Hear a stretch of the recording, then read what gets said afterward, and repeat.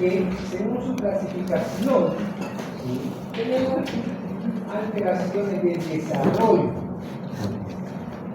Y entre las alteraciones del desarrollo tenemos la ventrículo megálica,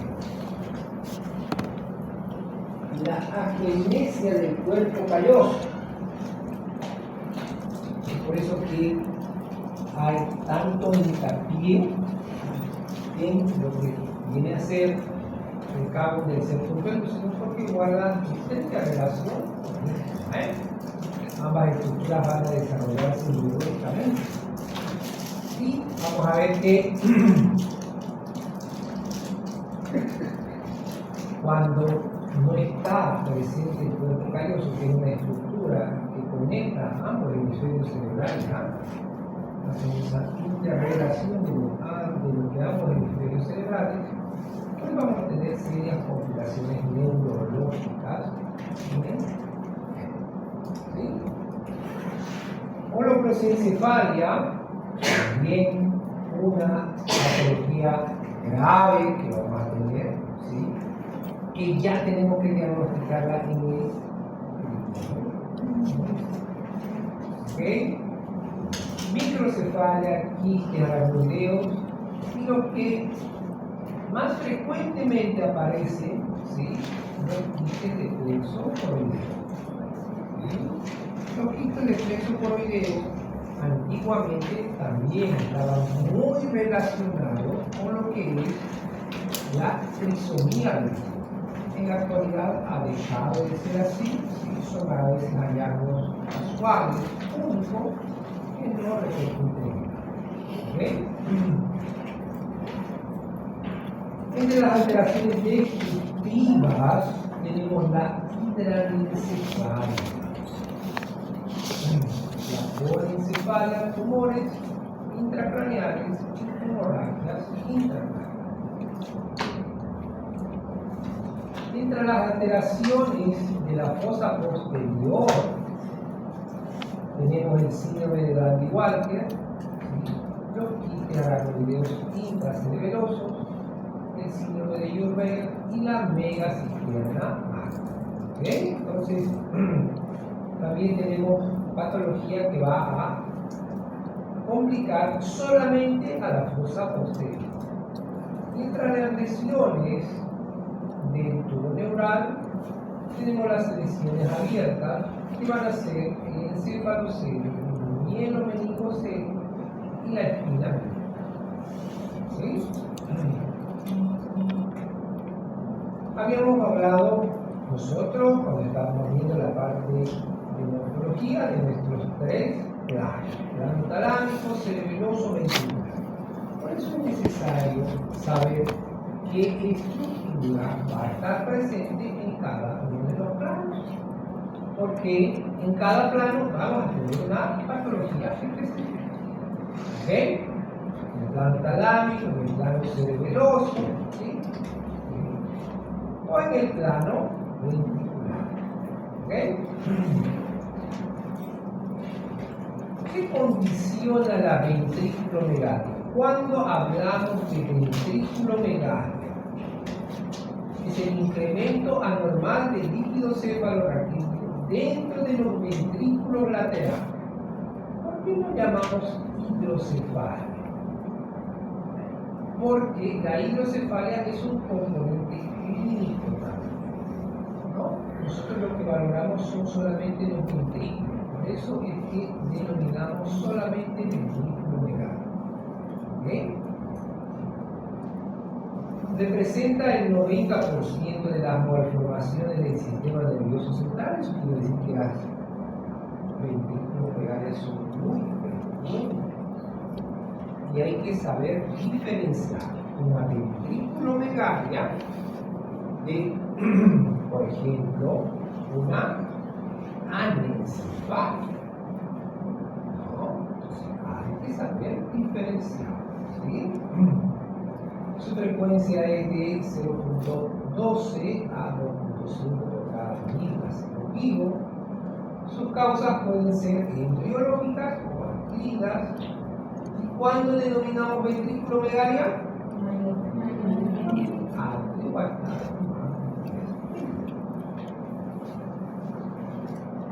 ¿Qué tal esta?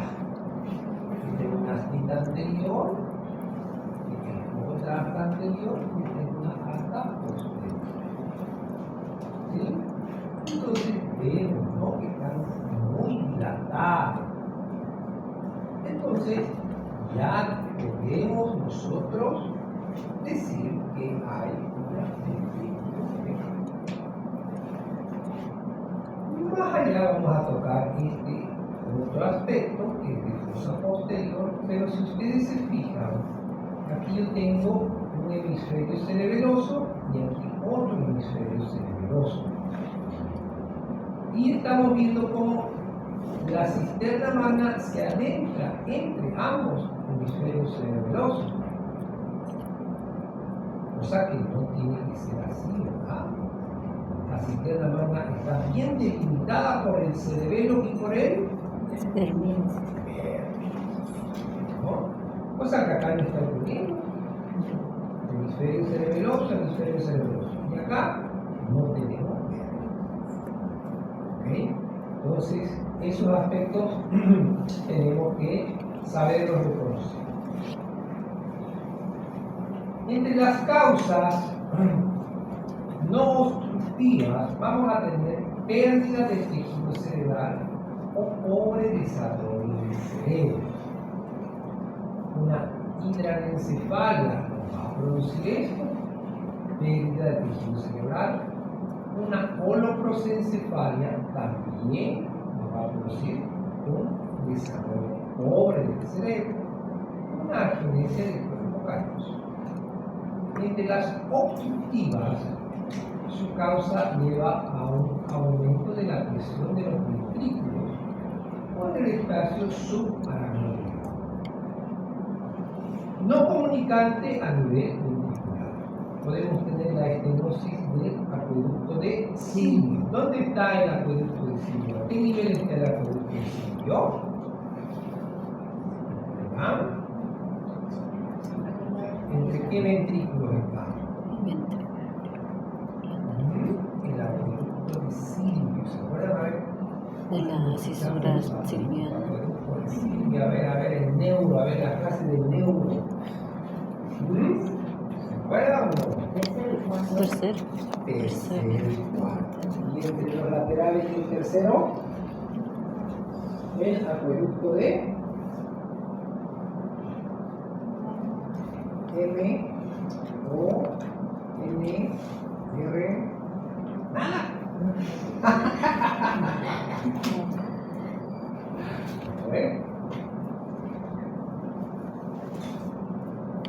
Hace tanto tiempo salieron de la universidad.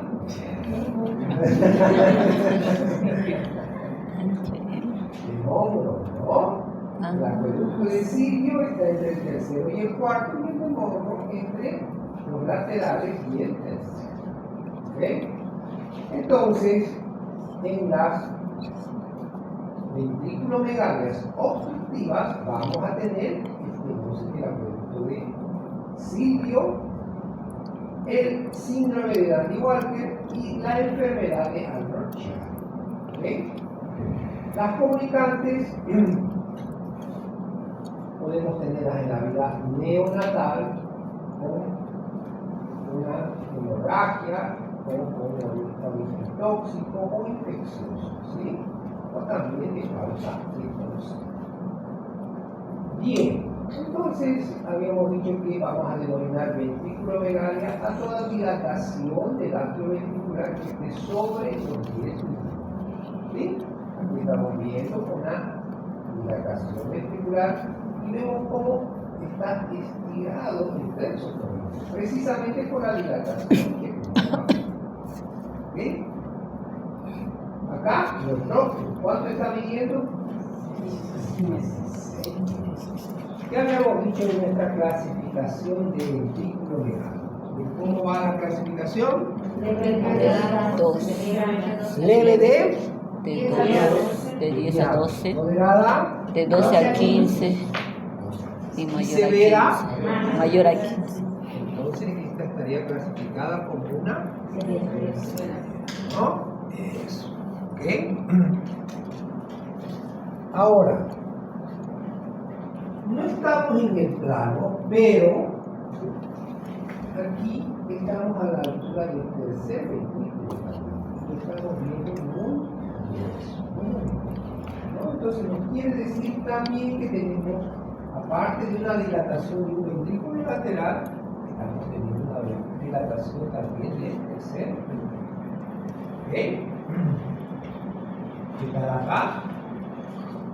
Todo esto es idéntico. Esta sería su asta anterior y esta su asta posterior. Completamente dilatada. ¿Sí? Acá, muy dilatado, el plexo coroideo está presente. ¿Sí?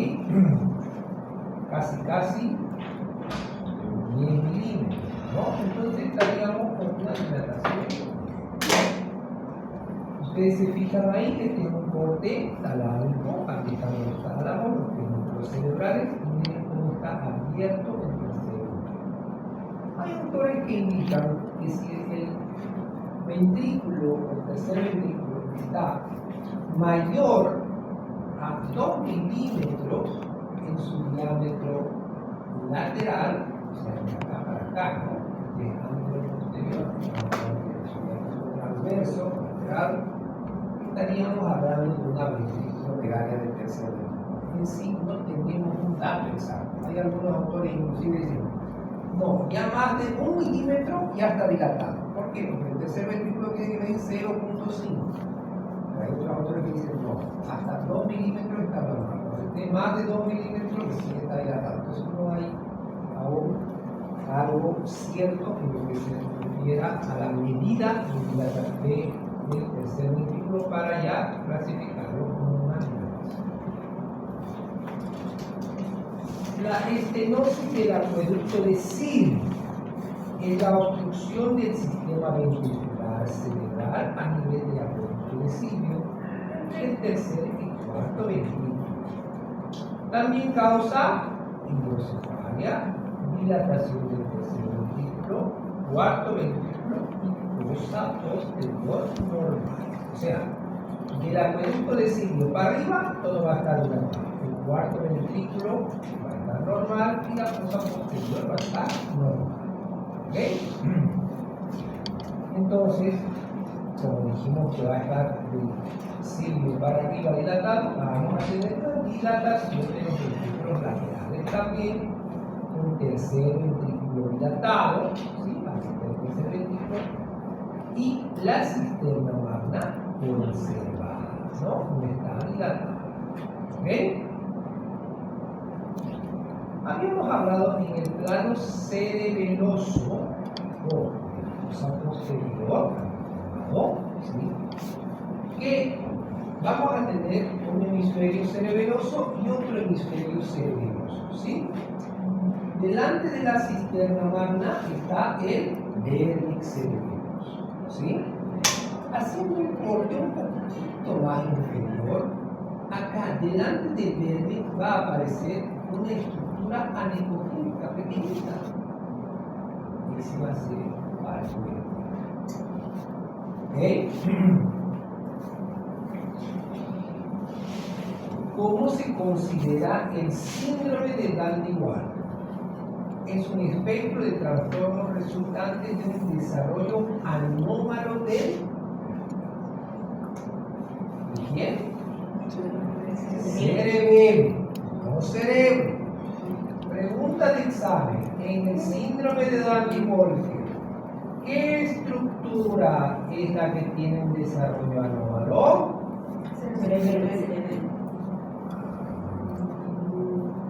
Asociado con alteraciones del cuarto ventrículo. Se caracteriza por un quiste o un agrandamiento de la fosa posterior que se comunica con el cuarto ventrículo que también está dilatado. ¿Okay? Entonces hay una comunicación anómala entre cisterna magna y cuarto ventrículo. No tiene que ver, dijimos que hay una pared, esa pared es el vértex. ¿Okay? Pero cuando no hay el vértex, se va a comunicar la cisterna magna con el cuarto ventriculo. ¿Ok? Agenesia o hipoplasia del vérnix cerebeloso y una ventrículo-vegalia en grado variable. ¿Ok? Bien, aquí tenemos entonces, aquí está un hemisferio cerebeloso, otro hemisferio cerebeloso, la cisterna magna y aquí ausencia del vérnix. Entonces la cisterna magna se está comunicando con el cuarto ventriculo. ¿Ok? Esa es la condición para hablar de un síndrome de Bardet. ¿Ok?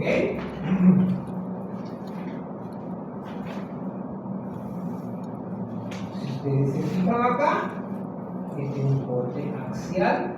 Aquí está nuestro cuarto ventrículo que casi no se ve, el cerebelo, ¿sí? A nivel del vérnix cerebeloso.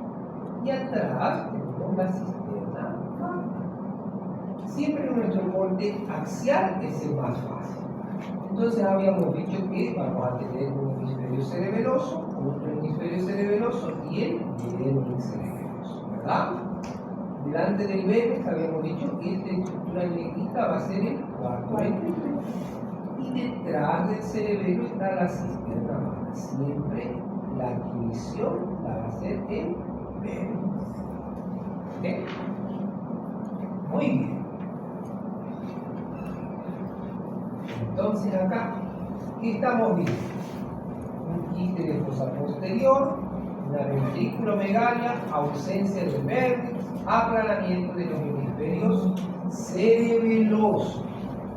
Entonces no se olviden que siempre en cada cabecita que veamos tenemos que ver cuál es adelante y cuál es atrás.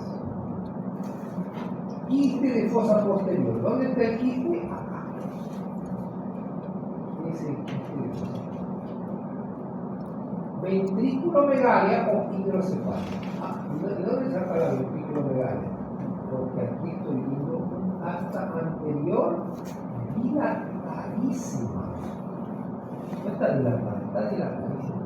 Y también ¿quién está dilatado? El tercer ventrículo. ¿Ok? Entonces sí, ventrículo. Ausencia del vérnix. ¿Dónde no voy a ver el vérnix? En medio de los dos. En medio de los dos hemisferios cerebelosos. No estoy viendo el vérnix. Aplanamiento de los hemisferios cerebelosos. ¿Por quién? Por el quiste. ¿No? Aquí está aplanando y nos está separando aún más los hemisferios cerebelosos. ¿Ok? Entonces, es así como tenemos que ir mirando todas las estructuras que tenemos que sean normales y patológicas. ¿Ok? Ahora acá, igual. Aquí atrás, una quiste de fosa posterior. ¿Sí? Acá, una ventrículo-megalia, luego el ventrículo lateral. Miren cómo está el asta posterior, miren cómo está el asta anterior. Igual, dilatado, ¿verdad? Y miren cómo está su tercer ventrículo. Dilatado también. ¿Ven? Entonces, esas son las estructuras que tenemos que reconocer.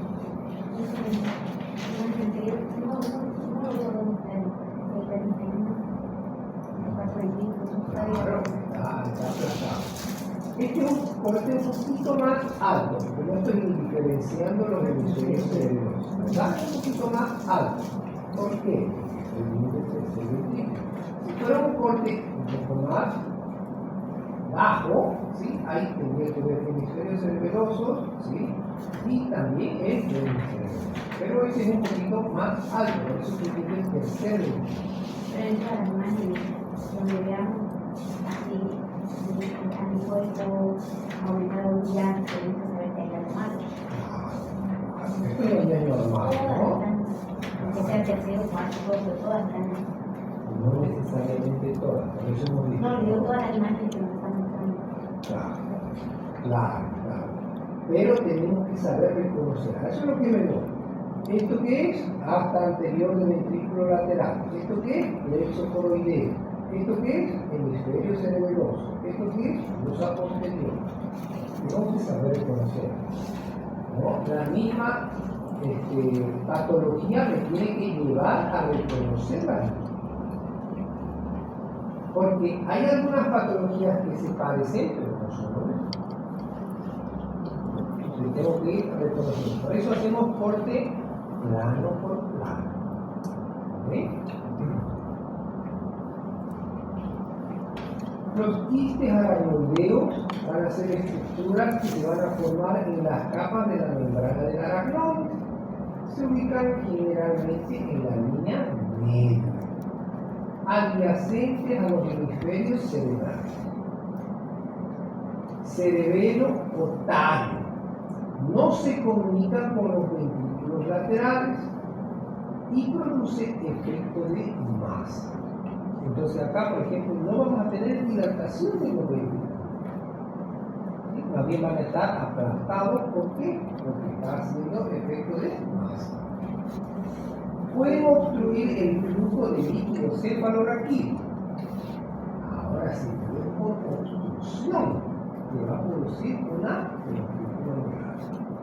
¿Sí? Constituyen el 1% de masas intracraneales. ¿Sí? Esta masa, por ejemplo, de aquí. ¿Sí? Aquí está un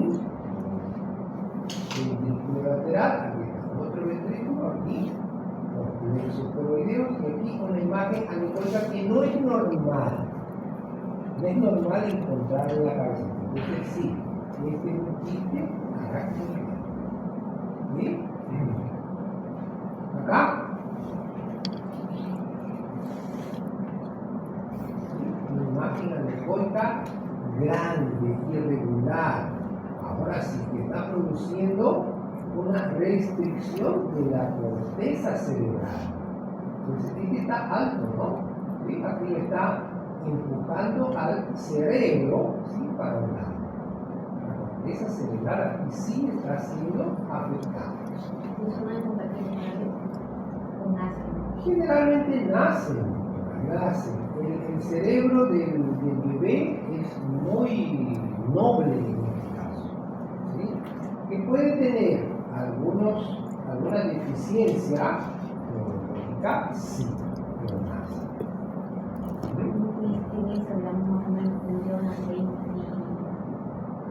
¿De embarazo?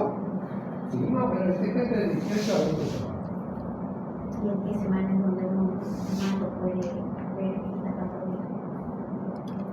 Esta patología, sí, va a empezar desde el primer trimestre, pero como una imagen pequeña. Ya que va progresionando la gestación, se va a ir haciendo más grande. Se quiere llegar al tercer trimestre y se va a notar más.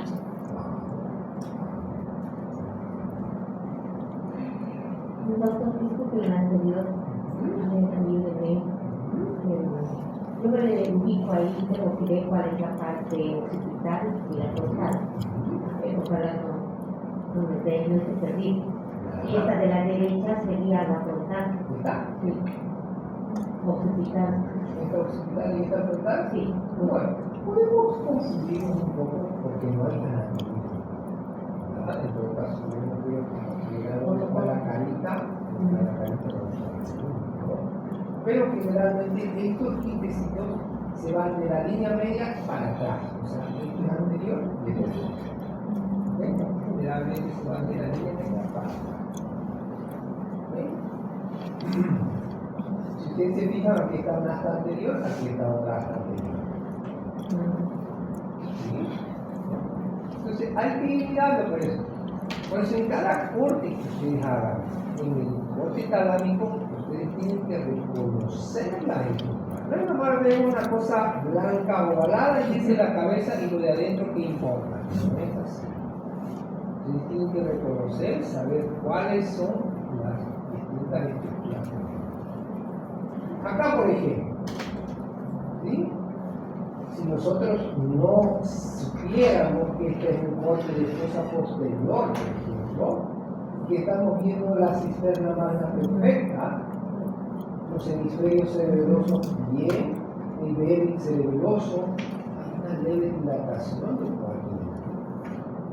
Pero aquí tenemos una imagen anecoica que está haciendo efecto de masa, está desplazando toda la fuerza.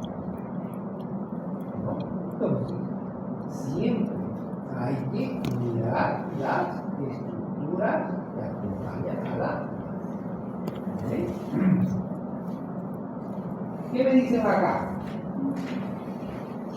Hay varios. Quiste aracnoideo posterior, hidrocefalia y tercer ventrículo dilatado. En el corte, bueno, los tres cortes, ¿qué estructura era la que veíamos? Aquí, en los tres cortes. Cabo, pelusa. ¿Y dónde habíamos dicho que está ubicada? Parte anterior. Entre medio de las acá anteriores. Ahora, fíjense ustedes acá. ¿Esta qué sería? Una astita anterior, otra astita anterior. ¿Y dónde está el cabo?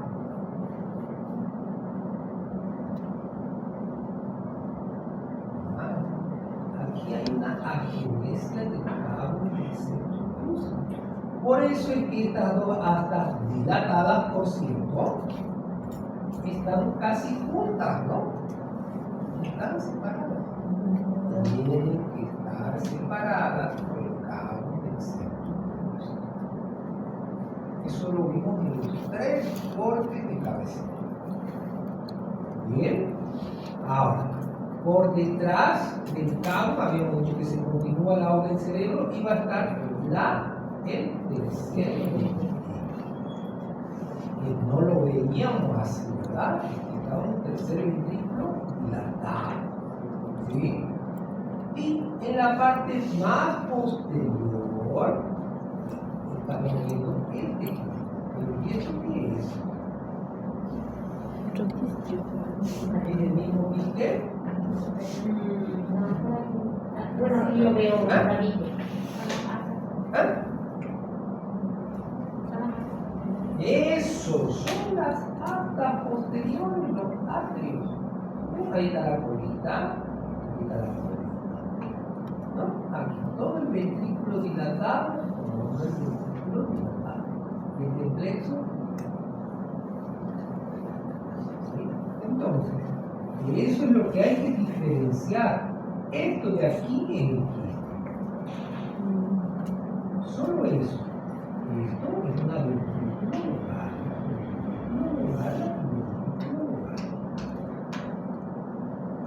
¿Bien? Eso es lo que tenemos que mirar.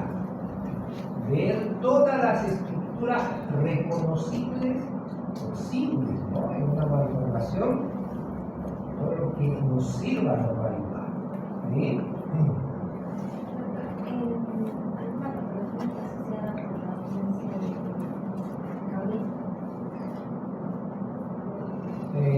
No necesariamente. En la formación que va a haber una genética, o sea, no se va a formar nada. Uno nos dice en qué patología va a tener. Solo es el desarrollo. Doctor, ¿puede ir al anterior, por favor? Claro. Yo veo el título aracnoideo, ¿verdad?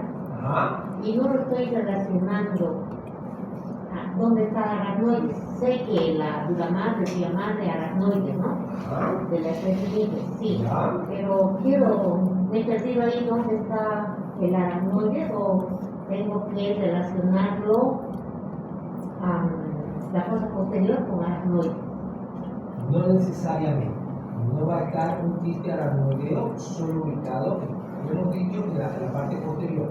Habíamos dicho que normalmente su frecuencia es del tercio medio para atrás, ¿sí? Pero no necesariamente. Quiste aracnoideo se refiere a que va a estar sí en relación precisamente con la aracnoides, que es una de las hojitas, ¿no? Pero que no necesariamente va a estar atrás. Puede estar en la parte media, inclusive muy raramente la parte arriba. ¿Y por qué le llaman aracnoideo si no veo la araña ahí? No, O sea, estoy jugando. claro, por la relación que tiene con la copa. Porque su origen es ciertamente de la aracnoide, no de la hojita de la semilla, ¿no?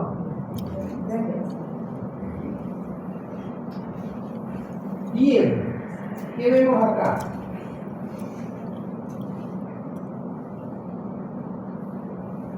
Estamos viendo un ventrículo lateral y un ventrículo lateral. ¿Y acá? Plexo coronal. Entonces no confundamos porque esto no es el plexo y de aquí a aquí está habituado el hasta posterior. No confundamos. Esta es una estructura anecoica que está dentro del plexo coronal. ¿No? Entonces por eso lo denominamos plexo coronal. ¿Ok? Como les había dicho, a veces antiguamente los quistes se relacionaban mucho con cromosomopatías. En la actualidad no es así. ¿Sí? No es así. Pueden estar aislados. Miren, acá también me puede llevar a confundir, ¿verdad? ¿Cuál es adelante y cuál es atrás acá?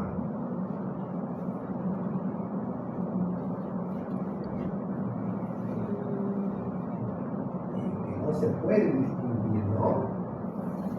Por la orientación, les puedo decir que esta es posterior y este es anterior. Y no se olviden que los ventrículos laterales están oblicuos, las astas anteriores más pegadas a la línea media y las posteriores más separadas, ¿no? Entonces, esta sería la asta anterior, esta el asta posterior. ¿Ok? Y este es el plexo coroideo, ¿no? Todo esto está ocupado por una imagen. Bien. ¿Qué más puedo ver acá? Un tercer ventrículo dilatado también. ¿No? Sí. Tercer ventrículo dilatado. Acá también otro quistecito de plexo coroideo. ¿Sí? La apenencia del cuerpo calloso. El cuerpo calloso conecta los hemisferios cerebrales derecho e izquierdo.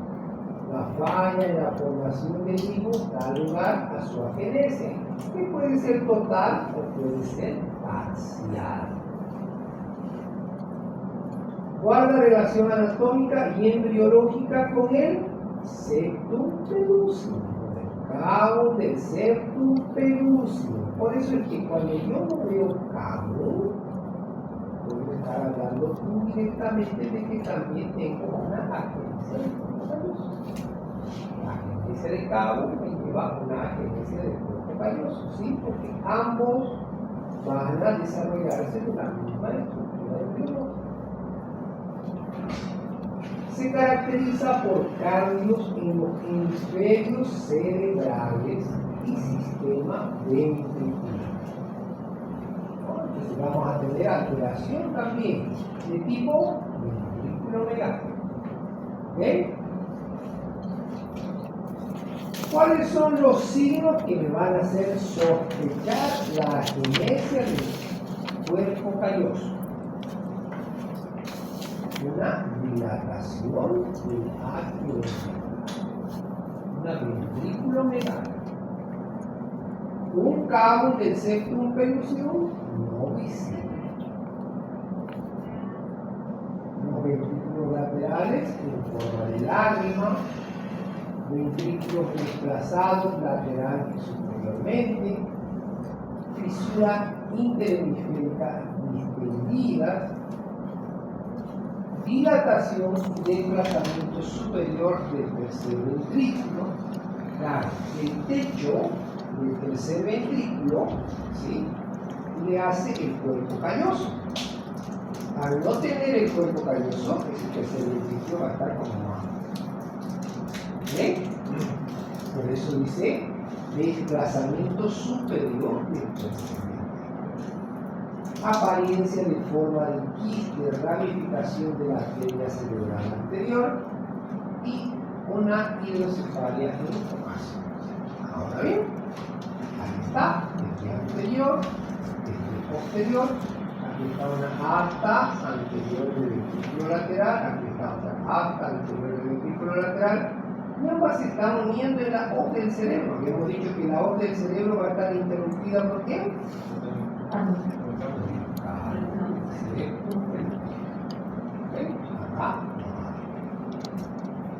¿Sí? Entonces, como que los ventrículos laterales se están yendo más a la línea media, ¿no? Se están dirigiendo más cortos, ¿sí? Acá, el bloque, ¿sí? No tengo esa interrupción fisiológica o anatómica que voy a tener por el cabo del septo pelúcido.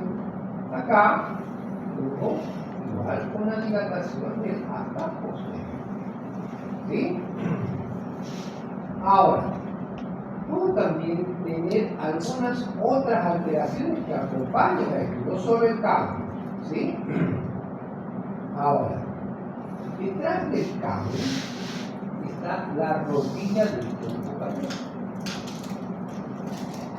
Por eso es que aquí se ve íntegra esta línea. ¿Por qué? Porque está faltando el cabo del septo pelúcido y también está faltando el cuerpo calloso.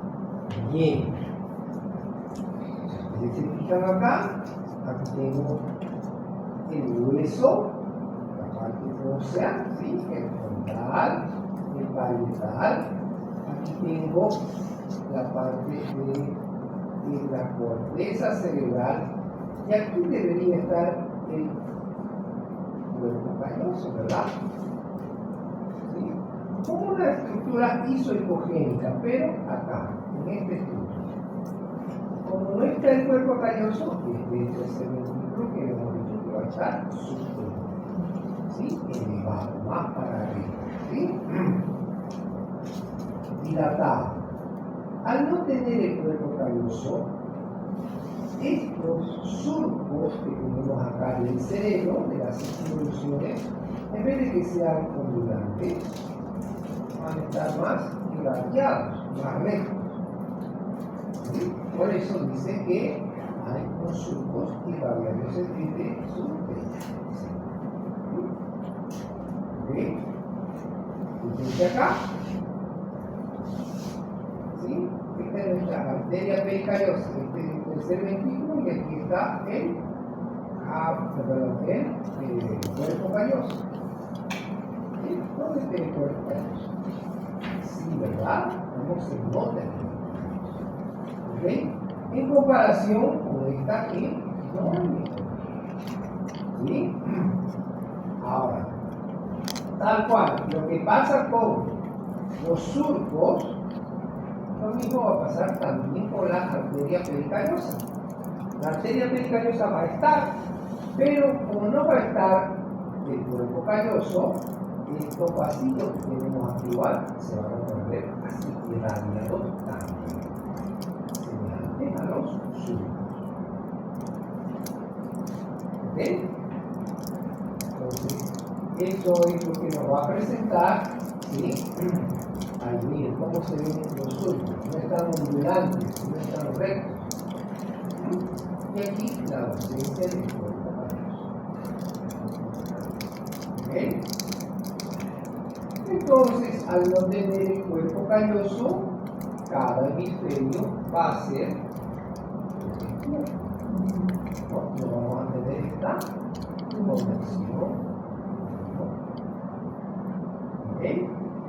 Entonces, por eso es importante saber mirar cuando tengo un cuerpo calloso y cuando no tengo un cuerpo calloso. ¿Sí?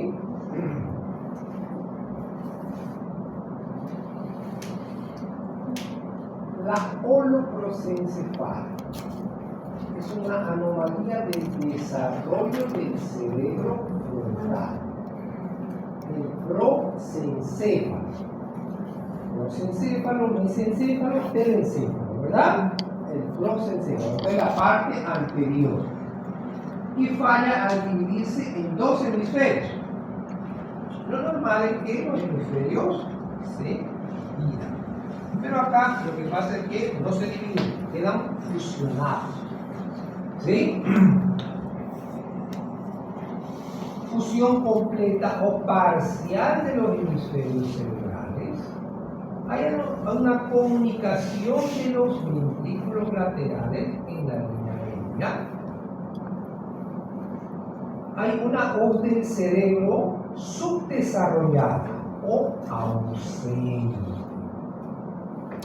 Por eso que siempre tenemos que ver nosotros la hoz del cerebro.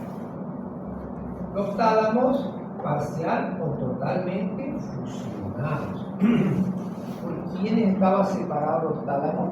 ¿Quién está en el medio de los tálamos?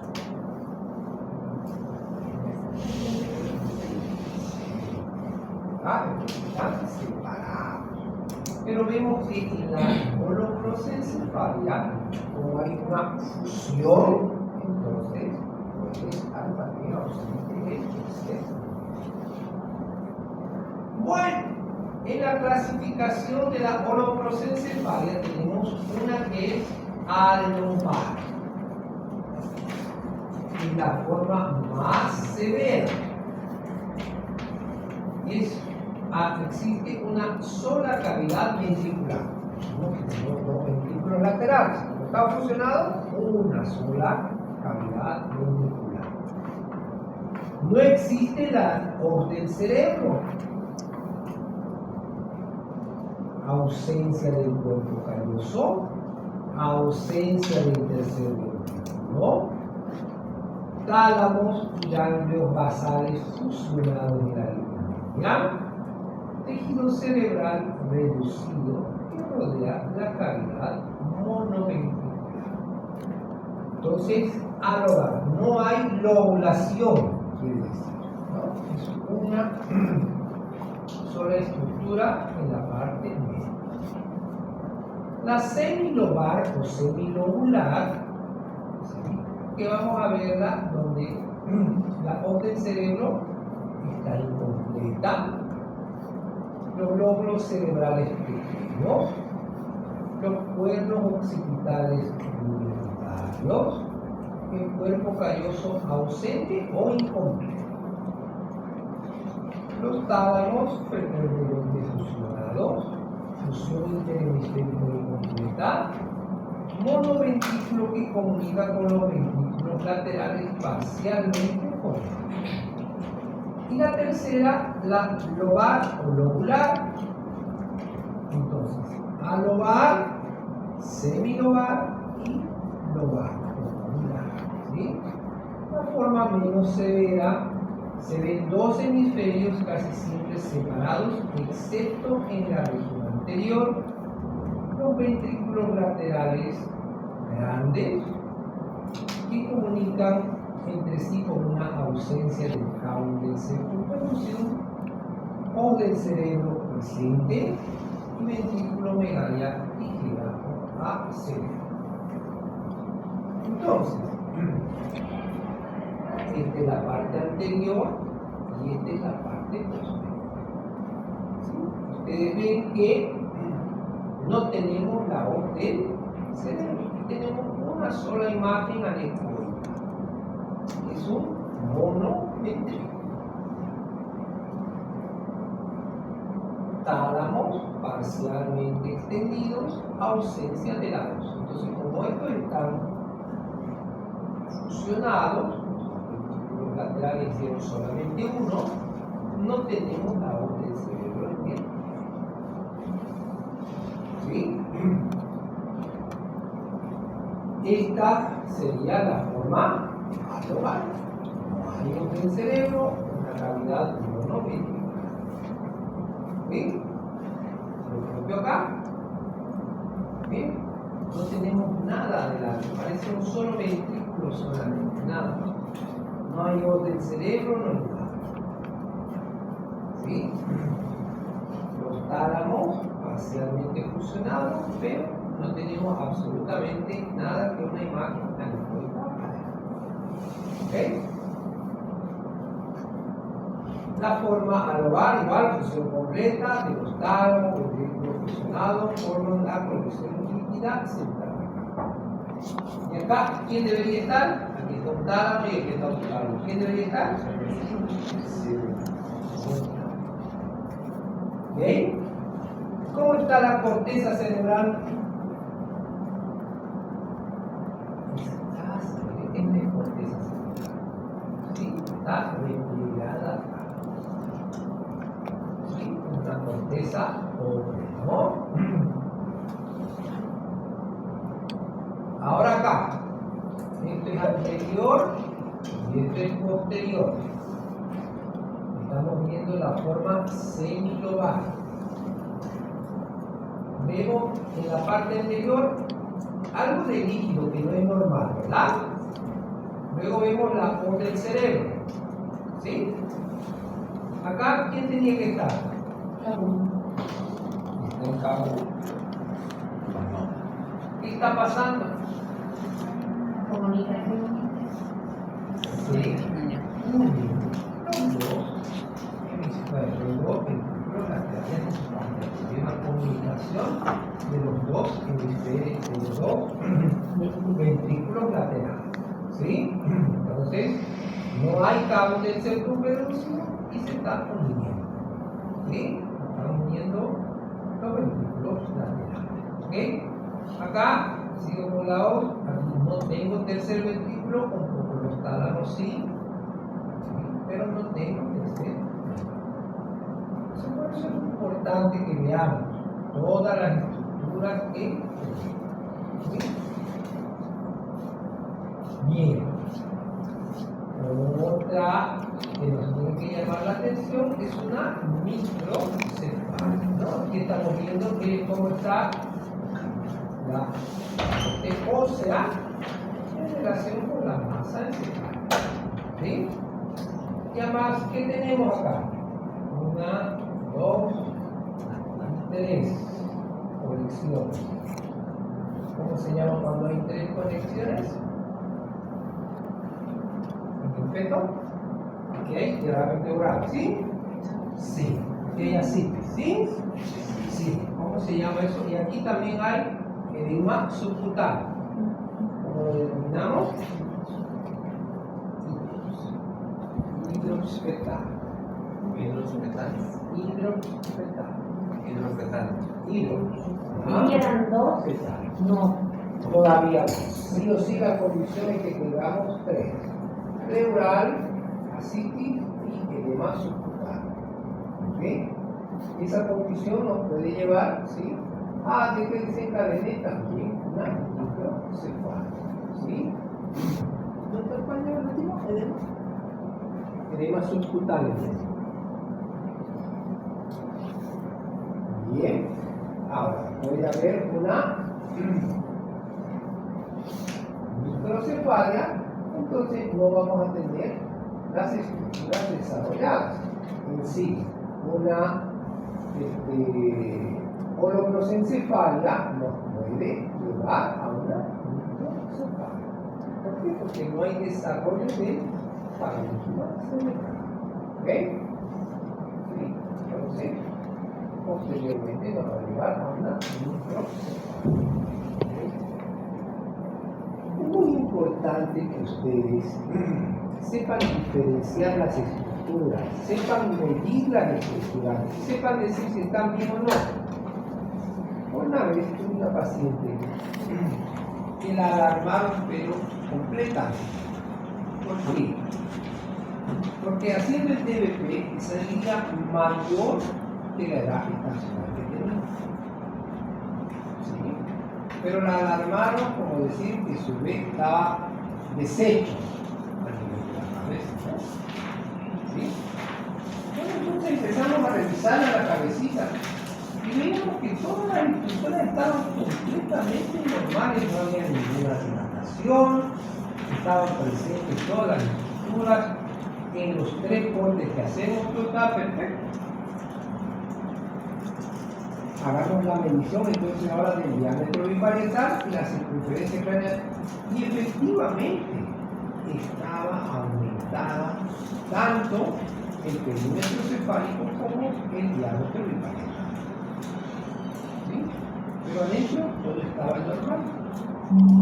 Hasta que le decimos, a ver señor, ¿dónde está su esposa? Salga afuera, a ver qué pasa. Entró el papá y el papá era así. Entonces, eso hay que valorar. ¿Sí? En otra oportunidad, tuve una paciente que tenía el surco nasogeniano, ¿sí? Pero completamente marcado. Parecía que hacía una M aquí en el labio, ¿sí? Bien marcado, ¿sí? Bien, recontra marcado. Y le dijeron que tenía un labio con isócrates. ¿Sí? Justo estábamos en la época del COVID, donde estaba el COVID en su lumen. Y les voy a mostrar yo la película de la boquita del feto y de la mamá.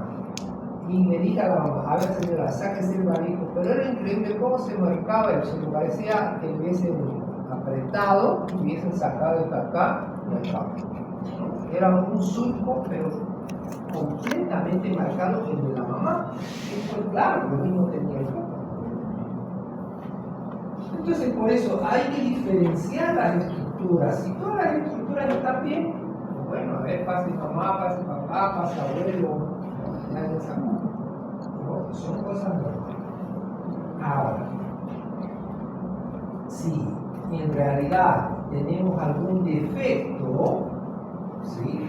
Bueno, eso también hay que saberlo diferenciar, ¿no? La hidranencefalia. Fíjense acá.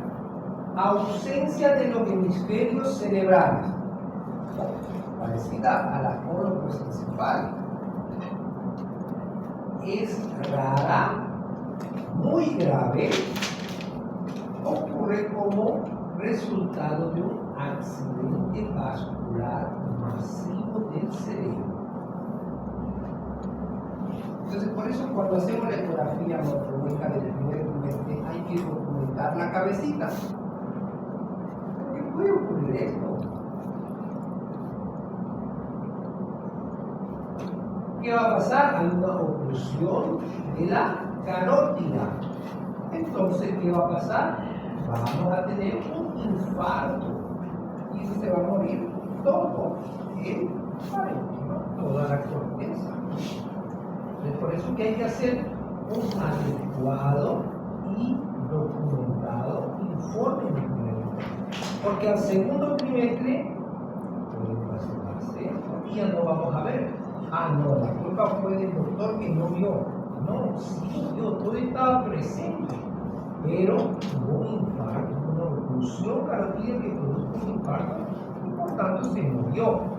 Y va a producirse una hidranencefalia, que es muy similar, como estamos viendo, a lo que da la colocrocencefalia, pero el antecedente es el que nos va a confirmar eso.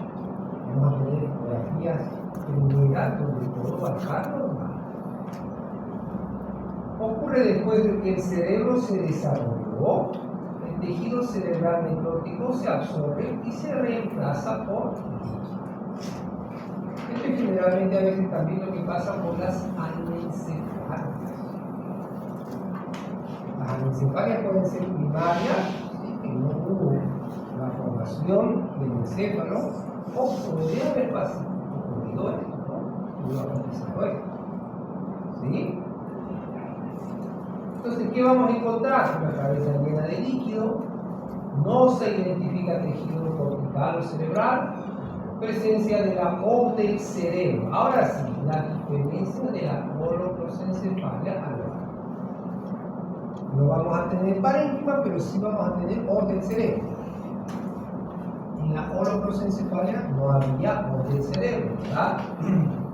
Se puede reconocer áreas de infarto o de necrosis. Ahí. Entonces, igual vamos a ver una cavidad negra con la O del cerebro. ¿Sí?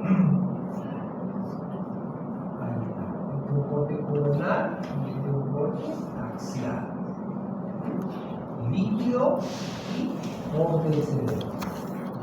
Lo que no tenemos en la holoprocencefálica. ¿Sí? Ahí está. Líquido, la base. Y fíjense cómo da la impresión de que la cabeza es más grande, ¿no? ¿Sí?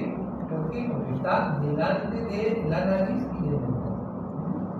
¿Sí? La frente está delante, ¿no?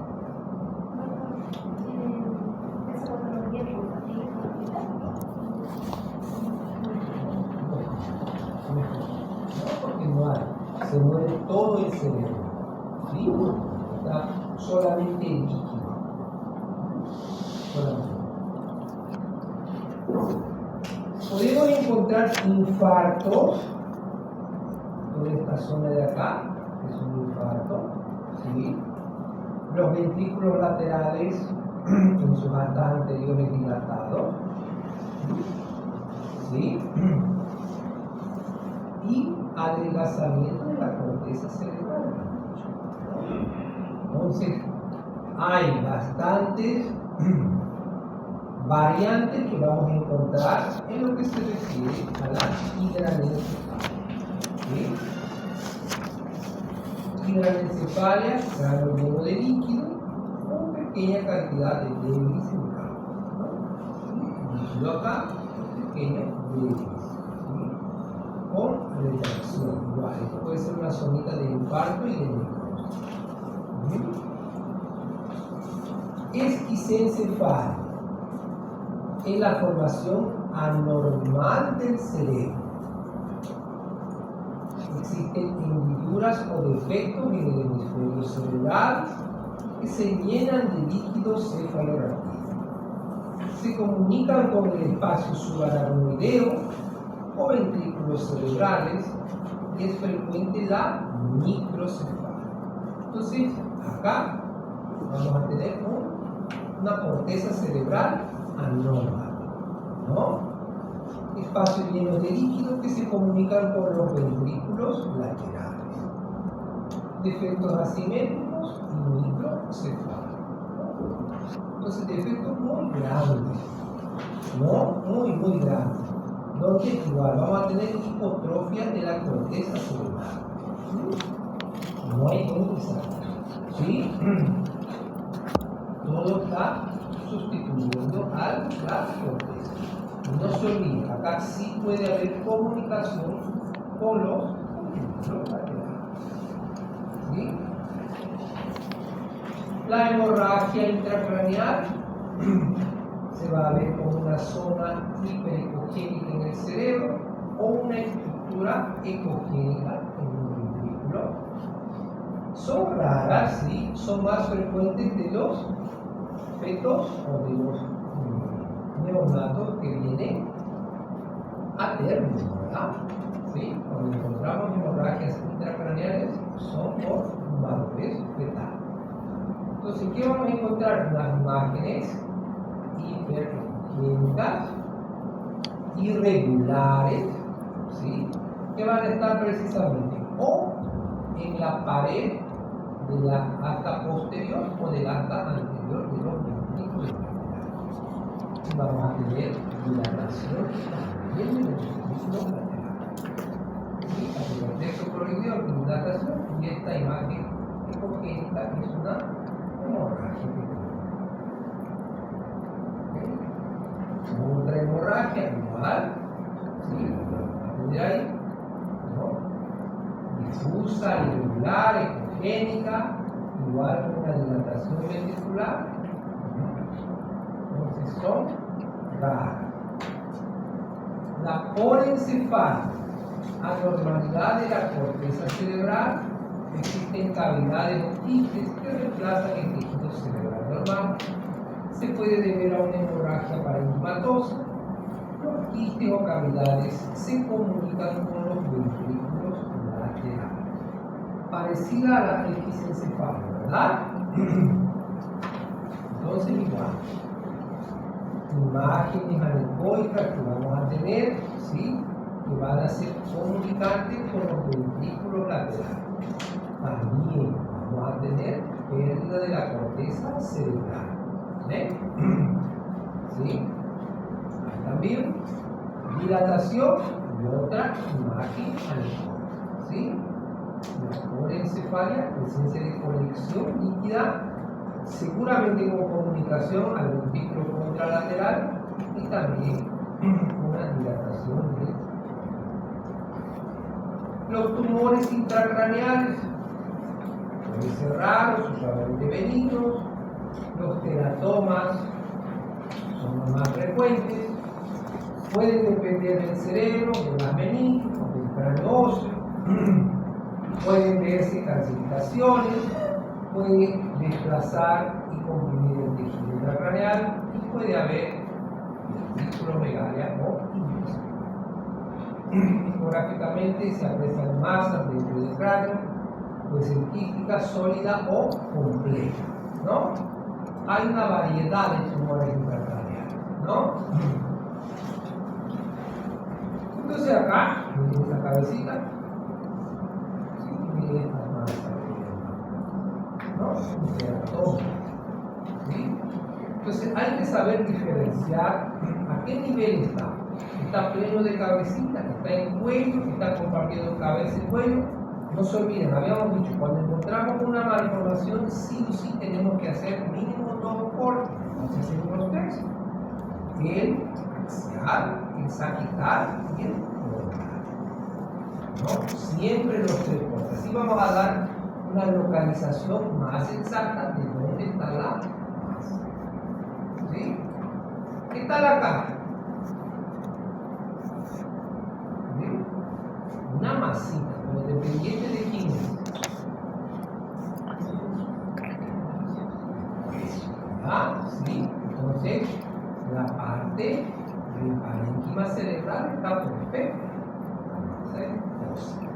Entonces, siempre hay que diferenciar, dependiente de quién es, dónde está ubicado. Está ubicada en la parte anterior y lateral, ¿no? Próxima a la. ¿Quién es esta cosita de acá? El sombrerito de bruja. Necesito. ¿Bien?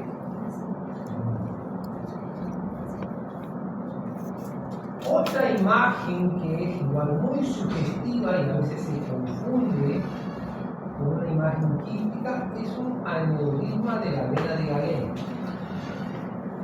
Es una malformación vascular de la cabeza que conduce a un incremento del flujo de la vena de Galeno. Ahí faltaba la vena de Galeno. La sangre drena en sentido posterior dentro de la vena dilatada. En sí no es un aneurisma, puede producir insuficiencia cardíaca por la dilatación que va a tener esta vena, ¿sí? Una insuficiencia cardíaca congestiva o inclusive una hidroxia. Entonces podemos confundirla a veces con una masa quística anecoica, generalmente está en la línea media, no tiene efecto de masa, contorno irregular. Y esto es lo que nos va a ayudar a dar el pronóstico final. El Doppler. Cuando hacemos Doppler, esta venita va a tener luz, ¿no? Entonces ahí una lesión quística, ¿ven? Que parece un quiste solamente, ¿sí? Ubicado en la línea media, parece irregular. Ahí también, nuevamente, ¿sí? Una imagen anecoica, pero siempre en la parte media, ¿no? En la línea media. Entonces, le ponemos el color y nos va a dar. ¿Sí? Siempre confirmar con él. ¿Qué? Miren acá. ¿Sí? Esa que aparece ahí. Entonces, miren. Entonces, ya descartamos que sea una masa quística. Si no, sí es un problema vascular. Como dijimos, este problema vascular hay que resolverlo. Puede causar, ¿qué cosa? Hidros. ¿Qué más? Insuficiencia cardíaca. Entonces sí o sí hay que resolverlo, esto no se puede dejar así, ¿no? ¿Okay? La anencefalia es lo que habíamos estado hablando. No es lo mismo una anencefalia que una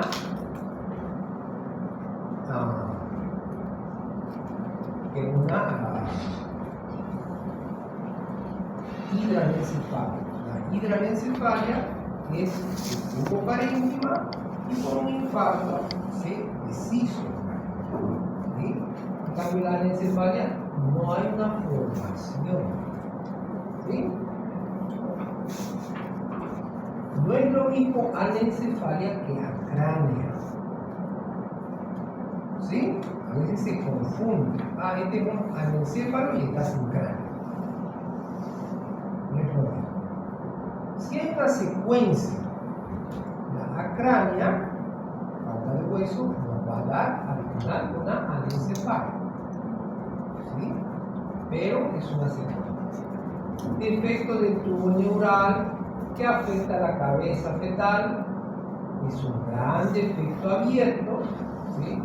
Se caracteriza por ausencia de cráneo, puede formarse tejido cerebral distrófico dentro de la concha vacía, la cara de las órbitas abajo puede ser normal, representa el 45% de todos los defectos del tubo neural, se puede acompañar de polidramios, hiperactividad fetal por ausencia de secreción cortical.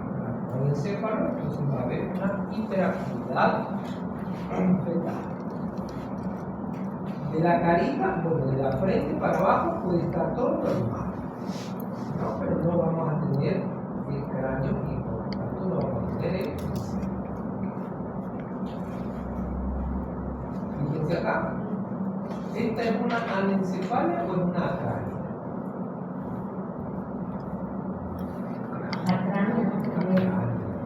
Sí, es una acránea con un tejido distrófico cerebral. Que vemos, ¿sí? Aquí está la columnita, los puntos del cráneo, una anencefalia también. ¿Sí? Es un cráneo con ¿ok? Aquí también, ¿no? Parece un osito. Tejido cerebral que está flotando. ¿Sí? Aquí está un ojo, otro ojo, la nanita. ¿No? Entonces no hay el cráneo, una anencefalia. Acá, boca, nariz, frente y no hay cráneo, ¿verdad?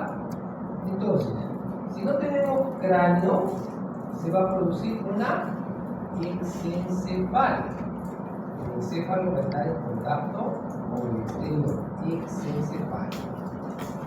Al estar el encéfalo en contacto con el líquido cefalorraquídeo, ahí se va a producir la degradación del tejido cerebral. Entonces ahí se va a tener una anencefalia. Por eso es la secuencia acránea, exencefalia, anencefalia. ¿Sí? Primero no hay cráneo, va para afuera el encéfalo y se destruye el encéfalo. Este es un fetito que tuvimos, miren, el año pasado, el 31 de mayo. Estaba más o menos con 12 semanas y 4 días, cabecita y nada. La punta de la nariz, la boca y el mentón. ¿Qué les parece hasta ahí? Miren cómo relumbra la parte ósea. Y acá, ahí, ¿verdad? ¿Sí? Entonces, este defecto igual se lo diagnostica en el primer trimestre, ¿no? Mira ahí. ¿Sí? ¿Cómo se ve el hueso nasal? Pero no vemos el cráneo. Y ahí vemos toda la masa encefálica afuera. Entonces, esta es una acránea que tiene este fetito. Claro, posteriormente va a ser una anencefalia, ¿no? Miren, ahí el hueso del maxilar, aquí está la punta de la nariz, pero no tenemos la bóveda craneal.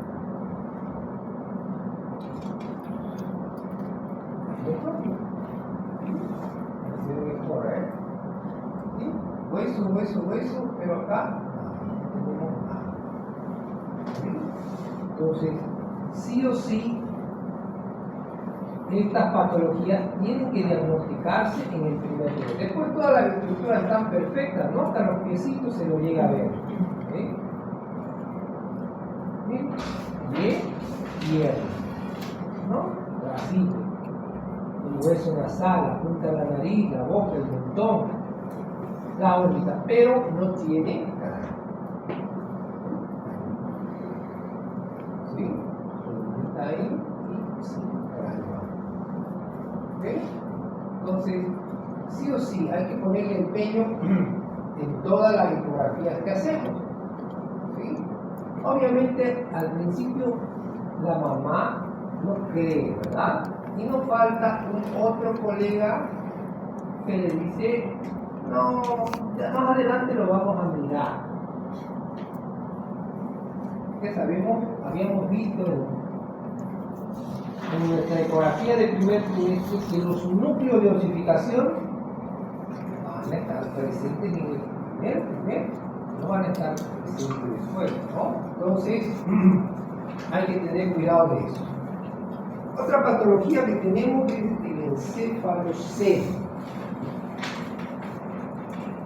Es un defecto óseo que permite la salida de meninges y tejido cerebral fuera del cráneo. Aparece aislado o es parte de un síndrome. Se ubican la mayoría en la línea media y el occipital. Puede haber hidrocefalia y la cabecita puede estar en una forma de se aprecia el defecto óseo como una interrupción del cráneo, se ven los contenidos herniados y el saco herniado rodando esto. Vamos acá. Aquí está perfecto el cráneo, ¿verdad? Cráneo, y acá. No se olvide, hay que saber diferenciar un tumor de un encefalocele. Como estamos viendo, el encéfalo está saliendo parte del encéfalo. No es que está viendo una masa extra. ¿No? Aquí lo que generalmente ocurre es que las suturas no cierran bien y por eso hay una protrusión de tejido. Entonces el contenido intracraneal está saliendo. Esa es la diferencia con un tumor. ¿No? El tumor o masa va a ser proliferación de otro tipo de tejido. En cambio acá, no. El tejido cerebral está saliendo por ese defecto. Aquí está el cerebelo, aquí la cisterna magna, ¿sí? Aquí líquido, ¿no? Entonces todo eso se salió por un defecto en cierre de la sutura. Acá está un encefalocele anterior, ¿sí? Una órbita y otra órbita, y está saliendo, está construyendo igual una parte del encéfalo, ¿sí? Por cierre también de sutura está viendo un defecto. Entonces este ya no es el perfil que tenemos en el reporte de neurológico. Por eso es que tenemos que hacer todos los cortes bien hechos. Muy bien. ¿Alguna pregunta? ¿Alguna duda? ¿Qué es más frecuente que llega a consultar su fotográfico? Lo más frecuente son las ventrículos legales. Sí o sí son las ventrículos legales. ¿Sí? Las acráneas tienen un grado de frecuencia. ¿Sí? Yo la verdad habré visto hasta ahora unas 12 a 15. ¿Sí? Claro que al principio siempre cuesta, ¿no? Diagnosticarla. Es más fácil cuando está de 20, ¿no? En el segundo trimestre. Pero ahí en el primer trimestre el año pasado, sí, yo no sé por qué, 3 acráneas. Y las 3 las diagnosticaron en el primer trimestre. Entonces hay que mirar, hay que tomarse el tiempo.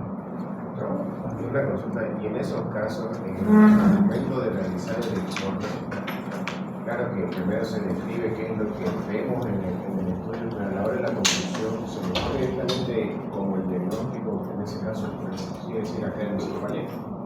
¿Hidrocefalia? No, ventrículo legal. Solo ventrículo legal. Solo ventrículo legal. Solo ventrículo legal. Y siempre sugerir control. Siempre sugerir confirmar. Eso es lo que hablamos con la doctora. Ante cualquier defecto, ¿sí?, tenemos un respaldo que es la resonancia. ¿Sí?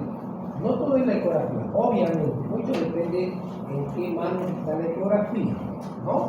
Hay personas que hacen muy buena ecografía, son muy detallistas, hacen el estudio muy lento, se toman su tiempo, ¿no? Y además que se tiene mucha experiencia, entonces sí es confiable. Pero aún así, sí nosotros tenemos que llevar esa alteración a una resonancia. La resonancia nos va a confirmar. ¿Y por qué la resonancia? Porque la resonancia tiene mejor contraste. Y eso es lo que se está queriendo ahora, ¿verdad? Que la ecografía en la tecnología tenga más o menos el contraste de la resonancia.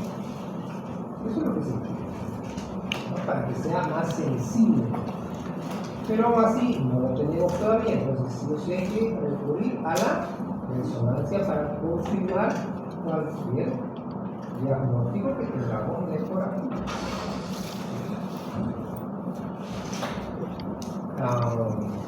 Por ejemplo, yo cuando estaba empezando, yo llegué de Colombia de hacer un curso de medicina materno-fetal, y cuando llegué acá, la verdad me sorprendí porque el primer día de llegar, me fui a consultorio y vi una pentalogía de cáncer. Es un fetito, ¿sí? La cabeza la tiene bien, la columna la tiene para adelante y desde el tórax hasta el abdomen todo lo tiene abierto. ¿Sí? Entonces, igual, yo la verdad me quedé asombrado porque le tomé el número a la mamá, le tomé porque eso se ve como un millón. Pentalogía de... ¿No? El cáncer. Pentalogía. Entonces, voy a retirar. No se puede tomar días pasados. Creo que lo demás terminamos. sí, claro. Al no tener toda la